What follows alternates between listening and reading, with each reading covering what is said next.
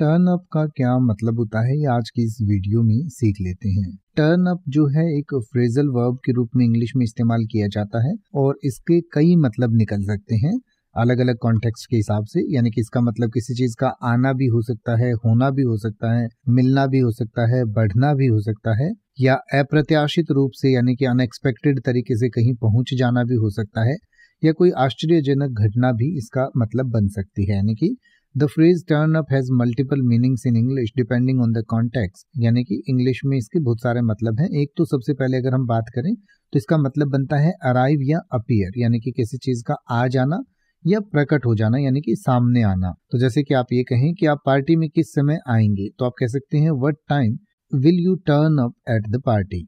What time will U turn up at the party, यानी कि आप पार्टी में किस समय आएंगे। या फिर अगर आप ये कहना चाहें कि मुझे उम्मीद है कि गुम हुई चाबियां जल्द ही मिल जाएंगी या सामने आ जाएंगी, तो आप कह सकते हैं I hope the missing keys turn up सून।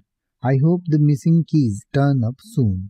या फिर किसी चीज की वॉल्यूम को या इंटेंसिटी को बढ़ाने के लिए भी टर्न अप का इस्तेमाल हम कर सकते हैं। जैसे कि किसी से आप ये कहें कि क्या आप संगीत को थोड़ा बढ़ा सकते हैं, यानी कि जो म्यूजिक चल रहा है उसकी आवाज को बढ़ा सकते हैं, तो आप कह सकते हैं can U turn up the music a little. Can U turn up the music a little. या फिर किसी चीज को डिस्कवर करने के लिए या फाइंड करने के लिए, यानी कि खोजने के लिए या ढूंढने के लिए भी इसका इस्तेमाल आप कर सकते हैं। जैसे कि आप कह सकते हैं गुम हुआ दस्तावेज कार्यालय में मिला, तो आप कह सकते हैं the missing document turned up in the office. The missing document turned up in the office.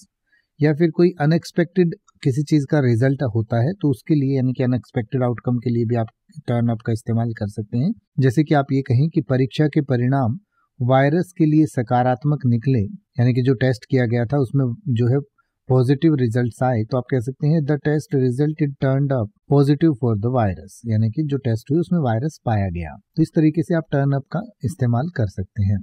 अब आप ऐसे ही किसी भी वर्ड का मतलब हिंदी और इंग्लिश में YouTube पर सर्च कर सकते हैं। आपको मेरी वीडियो मिल जाएगी जिसमें आप बिना किसी फालतू बकवास के सीधा उस वर्ड का मतलब समझ पाएंगे। तो ऐसी ही वीडियोस को देखते रहने के लिए चैनल को सब्सक्राइब करें और बेल आइकन को प्रेस करें।